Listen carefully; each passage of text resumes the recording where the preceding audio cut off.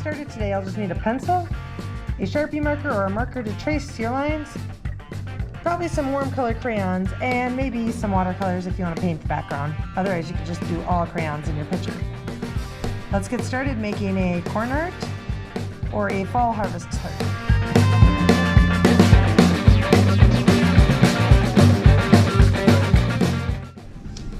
Getting started today, you'll just need a pencil and a Sharpie to get started. So let's get started with our art project. The first thing, I like to write my name on my paper. And today we're going to start off with making some corn. And for our holidays, we sometimes see a lot of corn, or this season of harvest right now, kind of.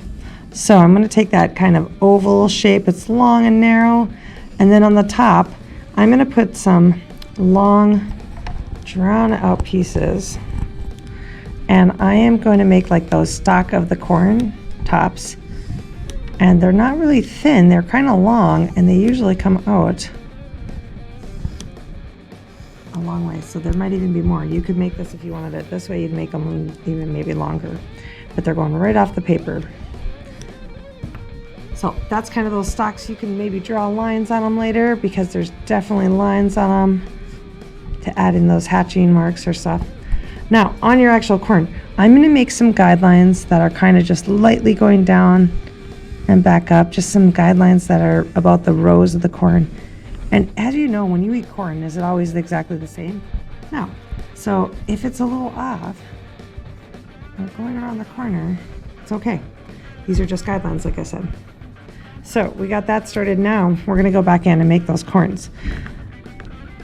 Those little kernels kind of start, and sometimes at the tip they're even a little bit smaller, but they're going to be kind of circles that overlap or oval shapes, and this middle piece is kind of going to be where that space is that sometimes you just see the shadow. So as I'm going in, you can see here that I am actually making my kernels, and I'm going to keep doing this, and I'm going to keep overlapping. Some pieces I might see more of, and I'm going to keep overlapping until I get all the way up and fill in my whole corn. So I'm going to fast forward so you don't have to see that part, and then I'll come back to the next step.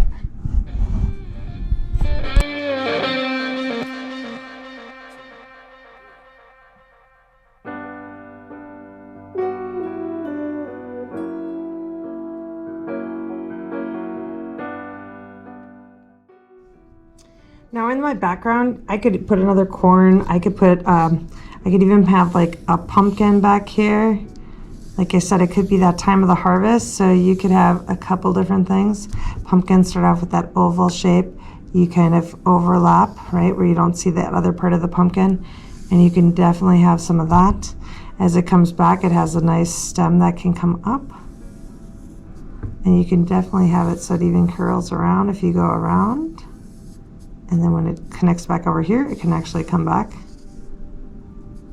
and curve. And you could even have it come off right there. So that could be something you have. But you can have a horizon line. You could kind of give some different differentiating things in your picture. So here's just some really simple things. But then the next thing is I'm going to trace with a Sharpie. So coming around, when I'm going around my details, I am going to actually trace in these actual pieces. If you wanted to add a variant of this, you could use a variety of colors of Sharpie to kind of make it a little bit different.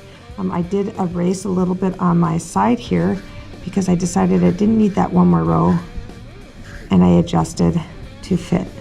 So I'm going to go back and I'm going to trace.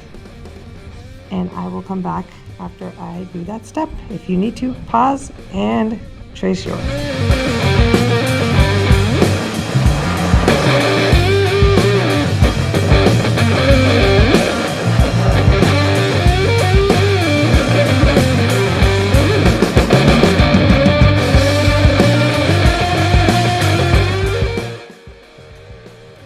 Now I'm going to start adding some color to my corn.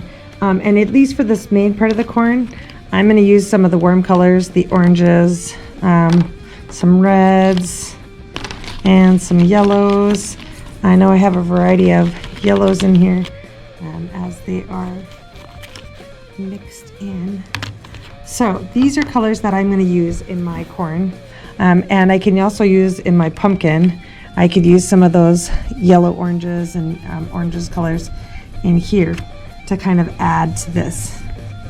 So I'm just going to give a little bit on the side, and as you guys probably will see, I'm going to speed lapse most of this, but I'm going to jump around because I don't want all my corns to be exactly the same color.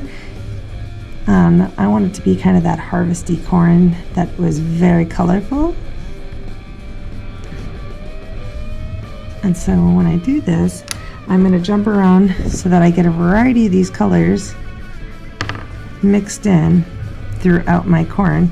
Sometimes you end up with a couple that are close together that are similar colors, but I'm going to jump around. And then I think for the background in my bottom, I'm going to watercolor those. So I am going to fast forward and show you a finished art.